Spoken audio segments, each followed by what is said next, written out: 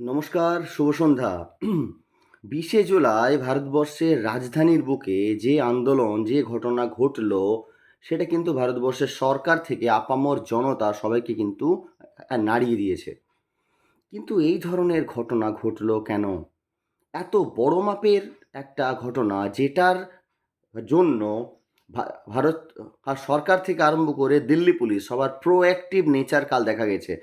যদিও দিল্লিতে internet of করে দেওয়া হয়েছে, তারপরেও মেনস্ট্রিম মিডিয়া বাদ দিয়েও যারা ইন্ডিপেন্ডেন্ট মিডিয়া তাদের ফুটেজ থেকে যে ঘটনাগুলো উঠে এসছে, সেটা কিন্তু একটা মারাত্মক ছবি এই আন্দোলনের কিন্তু দেখিয়েছে। যেখানে জায়গায় জায়গায় সিআইএসএফ মোতায়েন করা হয়েছে এবং সশস্ত্রভাবে, তাছাড়াও দিল্লি পুলিশের অ্যাটাকিং মুভমেন্ট এবং যেন তেন প্রকারেণ সমস্ত ধরনের আন্দোলনকারীদের উপরে যে অকথ্য অত্যাচার, তাদেরকে মারধর করা থেকে আরম্ভ করে মহিলাদের পোশাক অবধি ছিঁড়ে দেওয়া হয়েছে।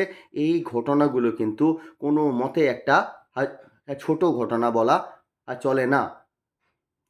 যদিও যখনই এ ধরনের আন্দোলন হয়, সবার কিন্তু আলাদা আলাদা পার্সপেক্টিভ দেখা যায়। যেমন সরকার এগুলোকে কী বলে? বিরোধীদের চক্রান্ত, বিরোধীদের বাচ্চাদেরকে ভুল বোঝানো হচ্ছে। বিরোধীরা এগুলোকে বলে সরকারের ব্যর্থতা।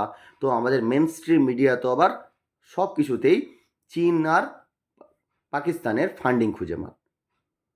আবার এই আন্দোলন, এই যে জেনজি প্রোটেস্ট, এই জেনজি প্রোটেস্টটা যে যেখান থেকে শুরুয়াত হয়েছিল, সেটা হচ্ছে কি ককরোচ জনতা পার্টি নামে একটা সোশ্যাল মিডিয়া একটা মুভমেন্ট। কিন্তু একটা প্রশ্ন তো আজকে সবাই করছে যে অভিজিৎ ডিপকে যে আমেরিকায় বসে ককরোচ জনতা পার্টি শুরু করেছিল, সেই অভিজিৎ ডিপকে একটা বাইরের লোক হয়ে এত বড় আন্দোলনটা কিভাবে সে অর্গানাইজ করতে পারলো? শুধুই কি চীন বা পাকিস্তানের ফান্ডিং, না অন্য কিছু? দেখুন, একটা জিনিস যেটা অভিজিৎ ডিপকে করতে পেরেছে, সেটা হলো যে ভারতবর্ষের যে ইউথ, সেই ইউথকে একটা সুতোয় বাঁধতে পেরেছে। এবং তার কারণটা কি? তার কারণ যে জিনিসটাকে আমাদের মেনস্ট্রিম মিডিয়া থেকে আরম্ভ করে আমাদের সরকার এবং কিছু কিছু বিরোধী দলও এড়িয়ে গেছে বছরের পর বছর, সেই জিনিসটা কিন্তু এই অভিজিৎ ডিপকে, যে ককরোচ জনতা পার্টি নামে একটা মিম মেটেরিয়াল বলাই চলে, সেখান থেকে কিন্তু এক সুতো এই জেনজিকে কিন্তু বাঁধতে পেরেছে। তার কারণ একটা কি? তার কারণ হলো কি? দেখুন, পেপার লিক আজকের ইস্যু নয়। 2014 সাল থেকে সরকার ক্ষমতায় আসার পর থেকে 152টা পেপার লিক হয়েছে।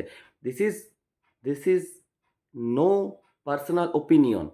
এটা কিন্তু অনেক সোর্স বলছে, এটা কিন্তু অফিসিয়াল অনেক রেকর্ড বলছে।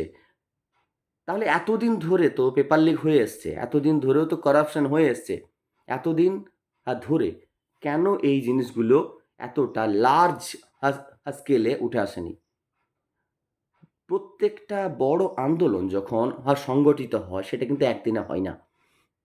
এবং বারবার যদি সেটাকে ডিপ স্টেট, চীনের ফান্ডিং, পাকিস্তানের উস্কানি, বিরোধীদের উস্কানি, চক্রান্ত এইসব বলে এড়িয়ে দেওয়া যায়, তাহলে কিন্তু এই ধরনের ঘটনা ঘটবেই। History repeats itself. আজকে তো জেনজিরা লাউডলি একটা কথা বলছে যে রে তলবার তুঝে ঝুঁকনা হোগা, গর্দন নে বগাবত কর লি है। এই জিনিসগুলো আজকে কেন হচ্ছে? কার মার খাবার শখ হয়েছে রাস্তায় পড়ে পড়ে?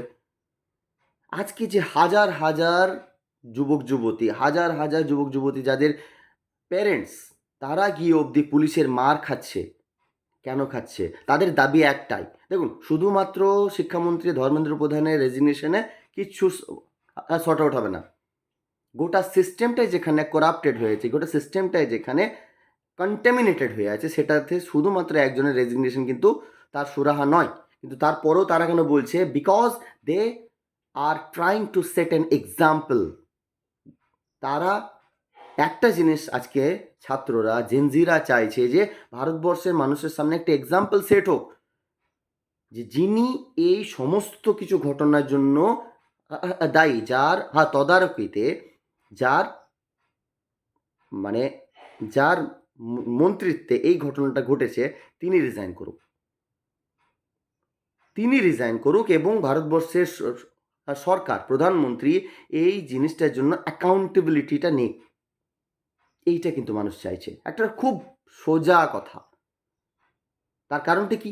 নিট যারা পরীক্ষা দেন, যারা এই পরীক্ষার জন্য বছরের পর বছর শুধু নিটই কেন, নিট থেকে আরম্ভ করে ইউজিসি নেট থেকে আরম্ভ করে সমস্ত কিছুর জন্য যারা বছরের পর বছর যারা প্রস্তুতি নেয়, তারা এর যন্ত্রণাটা জানে যে একটা স্ক্যাম, একটা পেপার লিক তাদের এই বহু বছরের মেহনতে পুরো একদম জল ঢেলে দিতে পারে।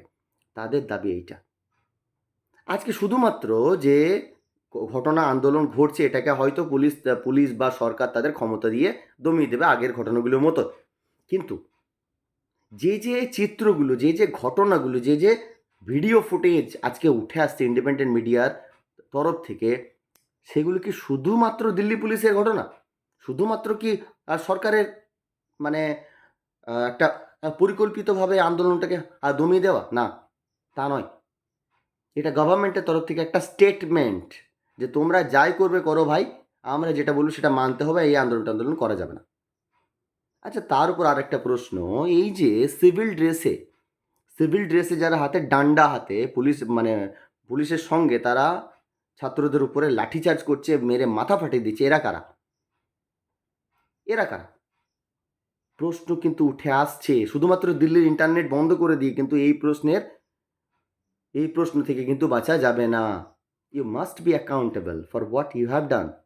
যেটা করেছো ভাই, সেটার জন্য তোমাকে জবাবদিহি করতে হবে, সোজা কথা। কিন্তু কেন করছে না?